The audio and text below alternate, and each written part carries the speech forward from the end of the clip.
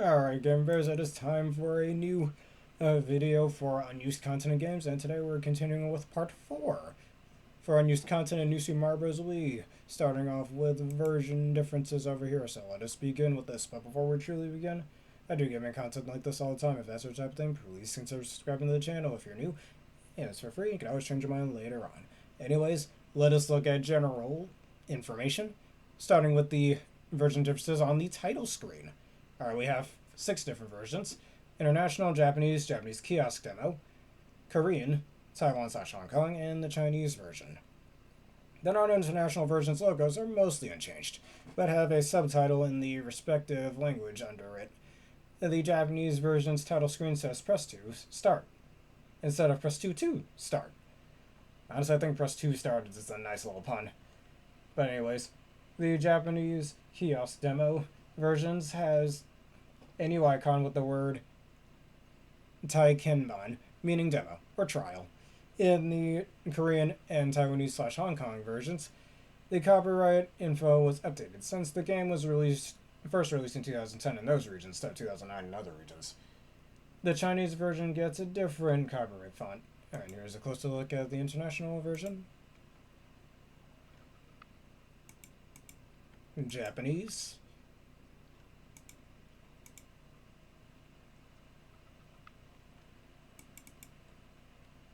Alright, Japan kiosk version demo. Also, Mario looks like he's kind of riding on an invisible bike. It looks weird. The Korean version.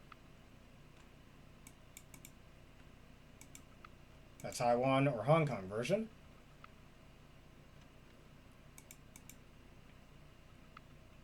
And the Chinese version. I notice how in those latter versions it says 2009 2010 in copyright. Our Wii menu banner. There are some strange regional differences between the international Japanese, or Japan, and Korea and Taiwan versions of the Wii menu banner. The international version says the clouds seen at the start of the banner on the left half of the screen be placed lower on the banner. And then the Japanese, Korean, or Korea and Taiwanese versions. Additionally, the Korea and Taiwan banner has a noticeable graphical flaw where a black spot can be seen in the cloud. And here's a closer look at that. The international version, which even side by side I find this a little hard to see, honestly. Maybe I'm just not observant enough. Or whatever black spot they're talking about, I'm not entirely sure.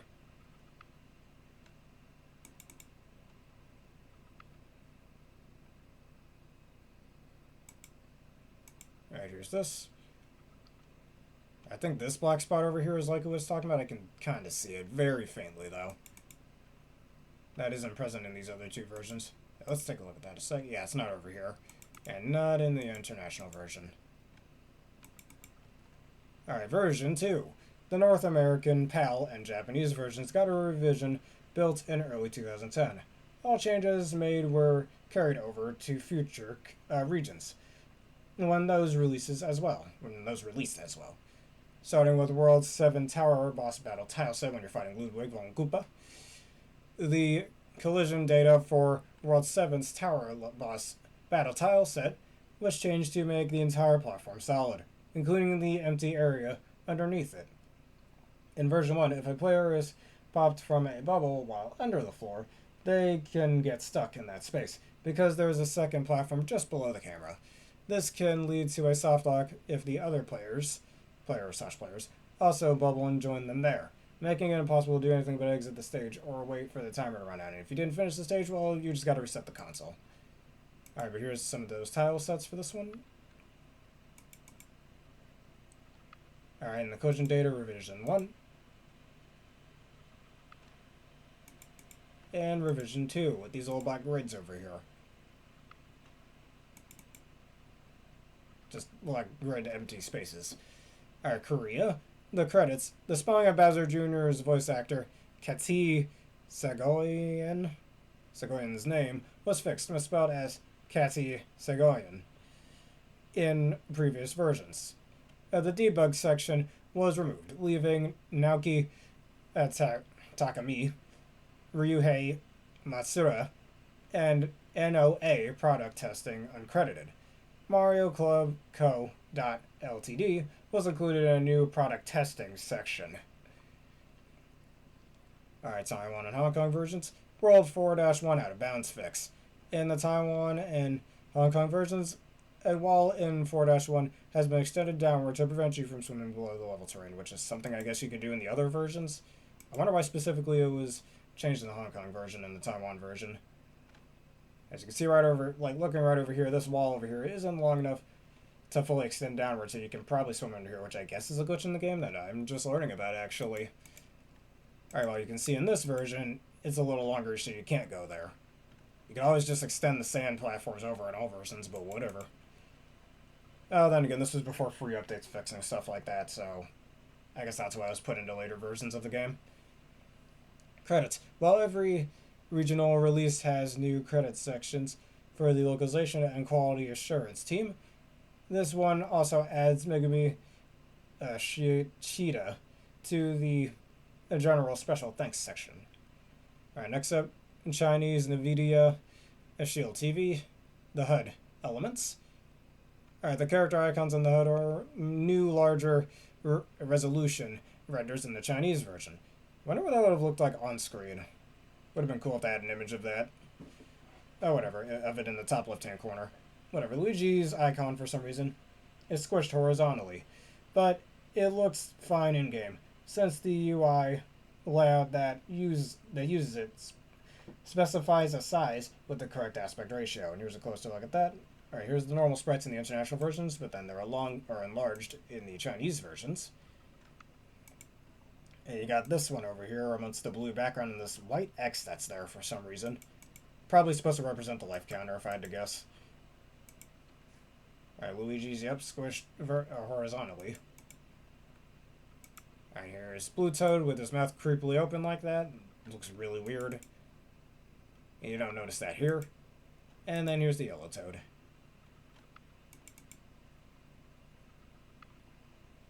Ghost House tile sets. The tile set texture used outside of ghost houses was upscaled and touched up a bit from the Japanese NVIDIA Shield. Normally, the outer pixels of each tile are duplicated outwards. This is to prevent tile sets from bleeding into each other when the camera size/position changes. Since the individual tiles are scaled and the GPU interpolates using the full texture rather than just the tile. With the extended outer pixels, it interpolates using the outer edge of each tile instead of bleeding into the tiles next to the one being scaled into the full texture, alas. Unfortunately, someone at NVIDIA didn't quite understand this, as their redrawn edges just pass through each areas without following the extension pattern as they should. In addition, some of the tiles near the ones they were editing were slightly messed up too, and as shown on the left. Here's the international version of these tile sets.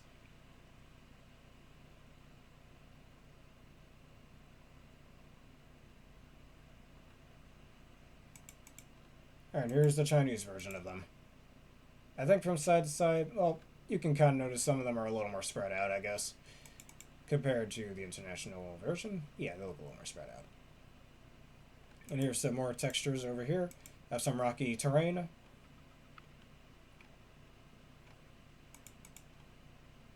Alright, archive sorting. New Super Mario Bros Wii packs the majority of its assets excuse me, into bundles of files, or archives. Nintendo's build system repacks every archive when the game is built. In the Wii releases, the files inside are always sorted alphabetically and case insensitively. NVIDIA's build, on the other hand, is not so consistent. A few of the archive files are sorted case sensitive or even seemingly random. Here's an example from this code over here. And here are the codes for the international versions and the Chinese versions.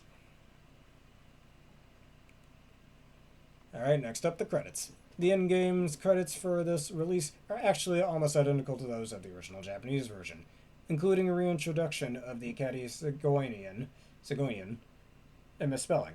The only difference is that the sound effects section is, for some reason, now titled Sound Effect. as this seems more like a mistake than an international change. The developers may have used a slightly outdated copy of the Japanese credits here. The engineering, QA, and management teams for this release are credited in a separate credits menu built into the emulator app. The Chinese translators are uncredited. An anti-addiction screen, Nintendo and NVIDIA Lightspeed logos. And when booting the game up, the following screen appears in the following orders. Alright, anti-addiction, I guess telling you to take a break from time to time, Nintendo logo, and NVIDIA Lightscreen Studios. Alright, closer look at them, here we are.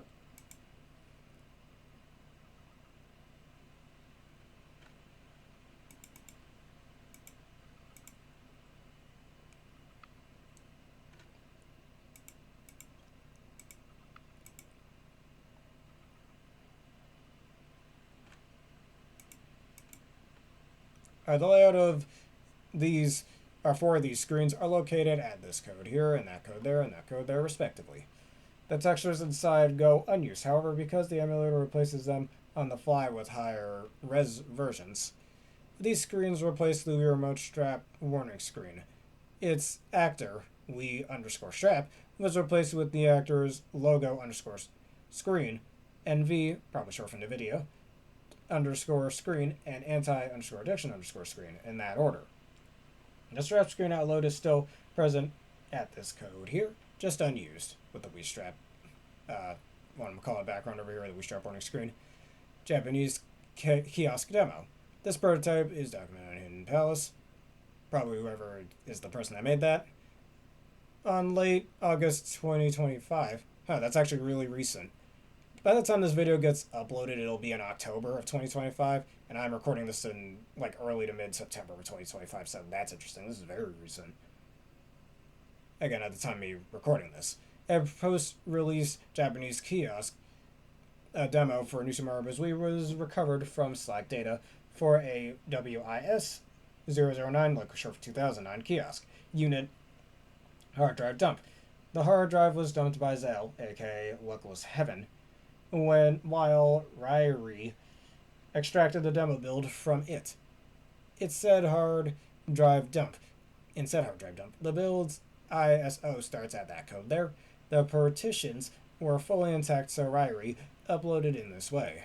Its title ID is DAC-J01. For reference, the title ID for the retail version is SMNJ01. As with other kiosk demos, the game's image is devised or dev signed? Yeah, dev signed. So it needed to be recrypted in order to work on retail hardware. Alright, and then we have the safety screen, the control screen, and the menu screens. The text was added to say the retail version supports up to 4 players simultaneously, as you can see here, in kanji.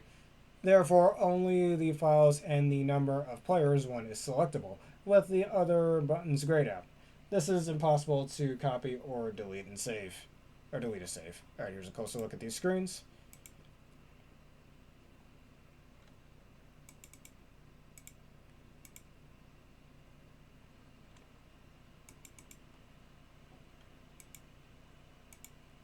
And now it's telling you the controls over here. Or the retail version, it doesn't tell you what each of the buttons do. You kind of have to figure that out as you're playing. I got move, jump, dash, hold the remote sideways, and this one's just hold the remote sideways. Actually, that was in the demo version, not the Japanese version. But you get it. You get what I mean. Alright, main menu.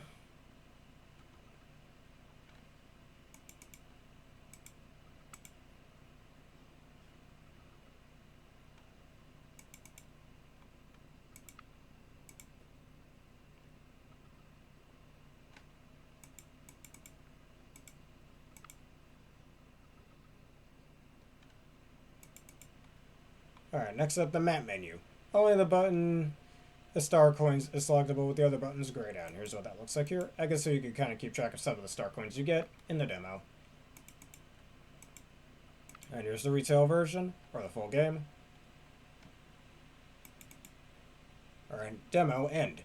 The demo runs on a timer. After 10 minutes, or 2 minutes of nothing, if nothing is passed on the controller, the game shows the screen, and after 7 seconds, goes back to the kiosk menu / home menu. This is the end of the demo version. Please enjoy the rest of the full game. If in other words, buy your game. as it should be advertising that, but yeah. Alright, technical details. File differences. The following files for the disk are either exclusively found in the demo new, or are present in both the retail Japanese version and the demo. But their contents differ across builds, and across is spelled wrong here, but whatever. Cross builds. Modified. But this code over here for new and modified. Or this whole wall of text and code, I should say. Alright, asset differences. The following assets differ from the retail Japanese version. In this big code over here, this file contains the different fonts used by the game. The following fonts were changed between the retail Japanese and demo versions. This font is used for most of the game's text. And you see this whole wall of font over here. And here's what that looks like.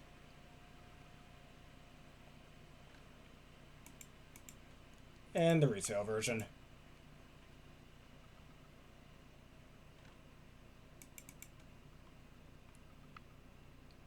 Alright, in the demo, the kanji characters, those kanjis there, were added, which are needed to display a few of the demo exclusive text strings. Alright, and as you can kind of tell here, there's a bit more space taken up in the retail version. Alright, with this code here, the development path differs between the demo and the final version. The demo still references an internal Nintendo environment, including a shop directory and the user Hayakawa, while the retail version uses more generic paths. Alright, here's the code for the demo version, the code for the retail version. Alright, message.arc. The message.arc files also contains text differences between the demo and the retail version. Here they are right over here for different code strings. Alright, these texts are exclusive to the demo version. These two right over here. Genuinely curious what that says. If anybody knows, please tell me in the comments below. Next up, English translation differences. Just some different dialogue changes, that's all. Alright, story introduction. Today is Princess Peach's birthday in the US version. On the European version, today is Princess Peach's birthday with a bunch of periods afterwards. Since this one ends in an exclamation point, giving a bit more personality to the sentence. Alright, ending. US. Oh, Mario, did I ever tell you about that secret world? World 9 she's referencing. Oh, Mario, did I ever tell you about that secret world? Once again with the triple periods and then ending in a question mark for whatever reason. Not that much different, really. Alright, toad houses. Red and green toad houses. In a normal situation, the US version is slightly inaccurate, since there is a chance you won't win anything after going through the door. Feeling lucky? Step right through the door to win some items. Feeling lucky? Go through the door to try and win some items. Huh. That does fit more with it, since it is right. You might not win the items that you're looking for, just getting your items period if you're unlucky enough. Unless you use a code grid like I did, looking up, which I know I cheated a little bit, but it was to get more of the items throughout the playthrough. And to show that it is possible, if you can memorize the different, tiles, you'll be able to, in each world, you'll be able to win that pretty nicely. But I already mentioned that throughout the playthrough, so let me not mention it again here. Alright, the US version. Alright, after rescuing a toad, the US version is a bit imprecise, since you still have to play a game to get the gift. Thanks, here's a gift for you. Just head through the door. Thanks for rescuing me earlier. Go through the door for a chance to win. Alright, toad houses. Normal situation in the US version seems to be worded a little bit differently. Here's a rare item. I'm sure it'll come in handy. I found this rare item for you. Did it do good? Or did I do good? I hope it helps. It's not my best toad voice, but whatever.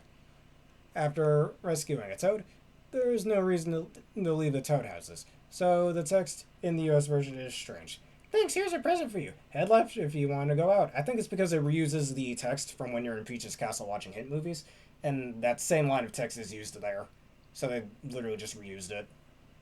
And I think in other New Super Mario Bros. Games, you can actually go into a toad house and then leave right afterwards. Or even just leave once you enter in if you choose to, so that's likely taken from that as well. Like in New Super Mario Bros. On the DS. Thanks for rescuing me earlier. Here's a present for you. Alright, and Hint Movies, Introduction by Toad. Instances of the text Hint Movies in the US version, which changed to Hint Movies in the European version. just in caps instead of lower cases. Alright, hit the block to see hit movies. Now go left if you're heading out. Hit the block to see hit movies. Head left when you want to leave. Alright, buying hit movies. The European version added a colon. Star coins required and star coins required. Hit movies description, infinite one-ups, endless one-ups. Nah, infinite one-ups is a better title. And just a better word in general. Which you think sounds cooler, infinite or endless? Alright, and miscellaneous, main menu. In the US version, it'll have select a file, free for all, select players, and number of players. While in the European version, it'll be file selection, free mode, number of players, how many will play. Next up, when playing one-up blast, the US version has hop into a cannon. Hop in a cannon, fire with 2, and results hashtag or number in brackets up. While the European version will have hop into a cannon, fire to 2 to fire, referencing the press 2 on the Wii remote, and results number 1 up. Or numbers of 1-ups, which is the text string used for, hey, you got 6 1-ups, for example. And it'll display that on screen. Alright, after quick saving, in the US version, returning to the title screen, and in the European version, returning to the title screen, where the US version this time has the triple periods, while the European version only has 1. Ability to save anytime. From now on, once you beat the game, of course. Beat the main story, beat Bowser, etc. From now on, you can save at any time from the map screen. Since before doing that, you're stuck to only quick saving, which will take you out of the menu for a sec, or take you back to the menu for a second. Now you can save at any time from the map menu, as it says in the European version, and finally, obtaining 100% completion. You completed everything in New Super Mario Bros Wii. You completed everything in New Super Mario Bros Wii. So that's where the enthusiasm from Peach's birthday went. This difference appears every time the game is mentioned by its name. Alright. Well, that's it for that part of unused content. Tune in for part 5, where we will talk about the rest of the unused content that I have found for this game here. So anyways, if y'all enjoyed something, you learned something new, and you want to see more, please leave a like, comment, subscribe, and follow. I said my Twitch outro again. Please leave a like, comment, and subscribe. And considering it's a question as usual of all the unused content we went over so far, which would you like to see in the final game and why? I guess some of those unused 7-Tower graphics, I suppose. I don't know, there really isn't really that much there, I'd say. But anyways, see you all on part 5. Thank you all for watching, and have a terrific day.